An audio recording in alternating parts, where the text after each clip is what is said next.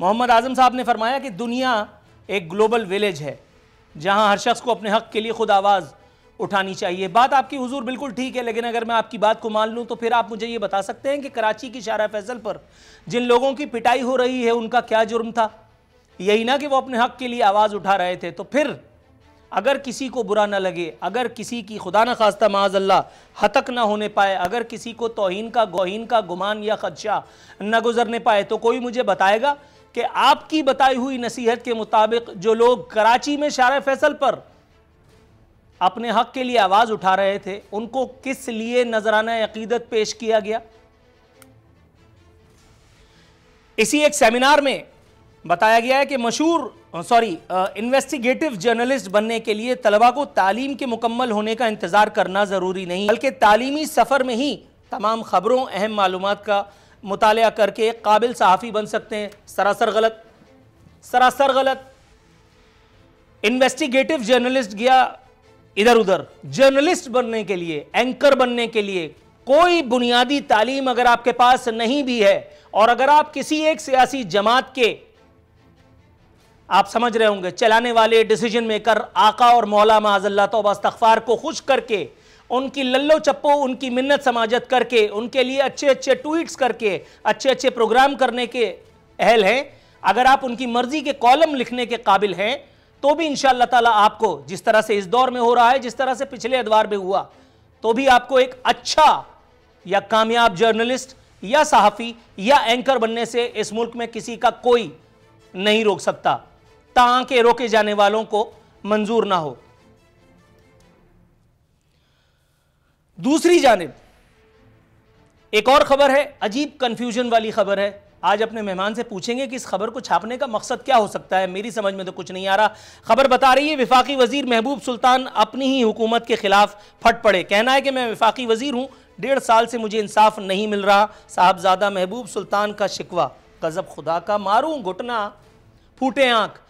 वफाकी वजीर होकर के इतने लाइल्म, इनको नहीं पता कि साने साहिवाल के लोगों को इंसाफ नहीं मिला अभी तक। वो 3 मासूम बच्चे जिनको इस एक नाम नेहाद रियासत मदीना में इमरान खान साहब की और उस्मान बुज़दार उनके अनमोल रतन की नाक के नीचे यतीम कर दिया गया, और वो भी निहायत शान के साथ।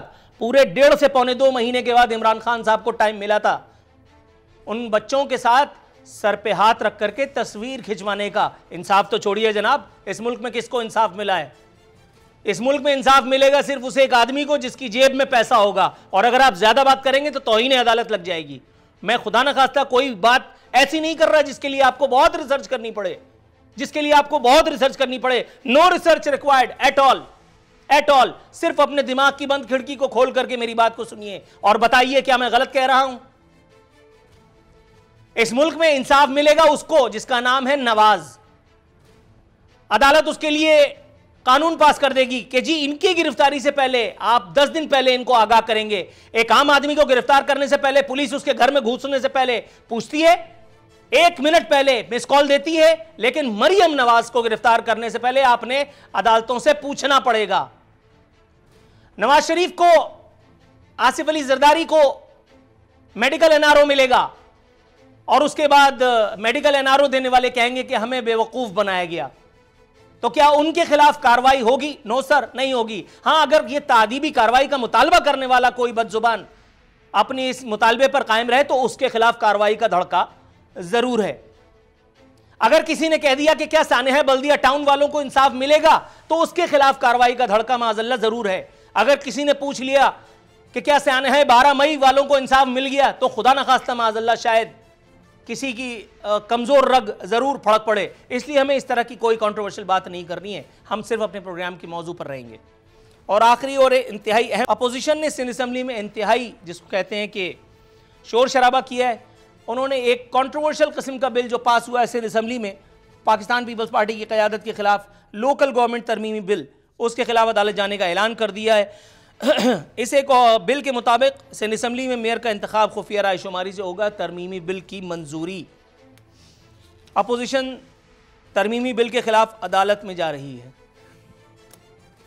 20 लाख केसेस पहले ही हैं। अपने मुद्दे पर आते हैं। मेरे साथ अपने मेहमानों का तारुफ कराया था। मेरे साथ पहली मरतबा प्रोग्राम में शिरकत का खतरा मोल लेते हुए मोहतरमा फराह साहिबा पाकिस्तान तहरीक इंसाफ से, मैडम आपको दोनों हाथों से सलाम तहसीन पेश करता हूं। सेनेटर ज्ञान चंद साहब पाकिस्तान पीपल्स पार्टी से, सर आप मेरे साथ मेरे स्टूडियोज़ में शिरकत कर रहे हैं, मेरे सामने बैठे हैं, मेरी बदकलामी को बहुत करीब से एंजॉय कर रहे हैं, सर आपका भी अज़द शुक्रिया। राना मोहम्मद अरशद साहब पाकिस्तान मुस्लिम लीग नवाज किसी तारुफ के मोहताज नहीं, लाहौर स्टूडियोज़ में हमारे साथ मौजूद हैं। राना अरशद साहब, सर प्रोग्राम में शिरकत के लिए आपके भी मशकूर हैं। हस्ब रिवायत हस्ब दस्तूर सरकार का सब आजमाने के लिए मैडम फराह आगा के पास जाएंगे। मैडम मुझे ये पूछना था कि ये चीफ इंफॉर्मेशन कमिश्नर बड़ा सीरियस ओहदा लग रहा है, बड़ा संजीदा मनसब लग रहा है, क्योंकि इतना सकील किस्म का अंग्रेज़ी नाम है चीफ इंफॉर्मेशन कमिश्नर। वो इतनी with all due respect pathetic information share कर रहे हैं और वो भी लोगों के साथ, वो भी सरे महफिल। कुछ अजीब सा नहीं लग रहा? हर शख्स खुद अपनी हक के लिए आवाज़ उठाए, तो फिर इन लोगों का क्या कसूर है जिन्हें कराची की शारा फैसल पे मारा गया? खैर ये बात तो आप सही कह रहे हैं कि जिन लोगों पे तशद्दुद हुआ, अब उसकी क्या रीज़न थी, क्योंकि मेरा ताल्लुक़ तो पंजाब से है, मुझे बीच का इतना वहाँ का नहीं पता, क्योंकि वहाँ जो कुछ होता है वो इतना यहाँ आते आते थोड़ा सा बहुत ट्विस्ट हो जाता है, तो मुझे इस बारे में इतना इल्म नहीं है, इसलिए मैं इस बारे में कोई राय दे नहीं सकती आपको। जनरल नॉलेज के लिए अगर हम आपसे फिर भी इसरार करें, जनरल नॉलेज के लिए मैडम, अपने हक के लिए आवाज़ उठाना, उस पर पिटाई बनती है? यहाँ तो मैं आपके साथ हूँ। नहीं, यहाँ तो देखें, हम तो खुद इस बात को कहते हैं कि अपने हक के लिए सबको बोलने का हक है। तो अगर उनको रोका जा रहा है या उनके साथ तशद्दुद हुआ है, तो ये तो बहुत ज़्यादती है। बहुत ज़्यादती। मुझे नहीं पता कि वहाँ सिंध की गवर्नमेंट ने क्या किया क्या नहीं किया, अब उस बारे में मैं सिंध गवर्नमेंट मैडम मेरे साथ सिंध गवर्नमेंट खुद स्टूडियो से बैठी है। सेनेटर ज्ञान चंद साहब, सर आपसे पूछे लेते हैं, सर आपको भी इल्म है इस बारे में, अपने हक के लिए आवाज़ उठाना, चीफ इंफॉर्मेशन कमिश्नर की एडवाइस और उसके बाद कराची की शारा फैसल पर ये जो धमा चौकड़ी मची, सर उन लोगों का कसूर क्या था? और मैडम ने तो आपकी गर्दन दे करके और हाथ ऊपर कर लिए, क्या कहेंगे सर? देखिए, ज़रा पेचीदा मामला है। जो लोग एहतजाज कर रहे थे उनका भी कोई कसूर नहीं था। यहाँ पे सिंध गवर्नमेंट का वो रोल नहीं था, सुप्रीम कोर्ट के आर्डर्स थे, उसके और आर्डर्स भी इस किस्म के थे कि कमिश्नर को बुलाकर कहा गया कि आप उसको तोड़ कर आएँ और उसमें कोई भी रुकावट आती है तो उसको फेस करें, लेकिन हमें फौरी तौर पे बताया जाए कि वो बिल्डिंग गिर चुकी है।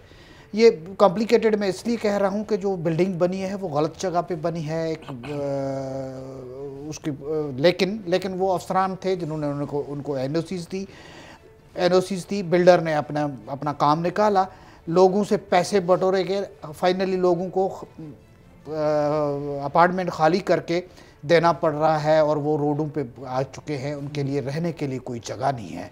तो अब एक तरफ इंसाफ के चीफ हैं जो वो उन लोगों को बेघर करके उस बिल्डिंग को खाली करवा के उनको ख़त्म करना चाहते हैं, दूसरी तरफ वो लोग हैं जो बेघर हो गए और एहतजाज कर रहे हैं, और तीसरी तरफ पुलिस इंतज़ामिया वो है जो भी सुप्रीम कोर्ट के आर्डर्स के सामने कुछ नहीं कर सकती, मजबूरन वो लाठियाँ भी लोगों पे बसा रहे हैं। जो लाठियां खाने वाले हैं उनके पैसे भी गए, वो उनके सर भी फट रहे हैं, उनके साथ कुछ नहीं हो रहा है। मैं तो बहुत ही अफसरदा इस सूरत हाल में हूँ कि सिंध गवर्नमेंट हो और कोई गवर्नमेंट हो, लेकिन यहाँ पे रूल ऑफ लॉ की जो हम बात करते हैं वो इस मामले में कहीं पे नज़र नहीं आ रही है। लोगों का एहसास की बात की जाए वो कहीं पे नज़र नहीं आ रहा है। गुनाह किसी का है, गलत किसी और ने किया है, सज़ा किसी और को मिल रही है।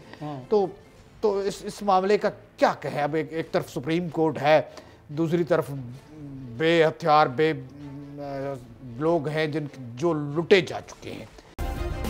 सब्सक्राइब करें और बेल दबाएं ताकि कोई खबर रह न जाए।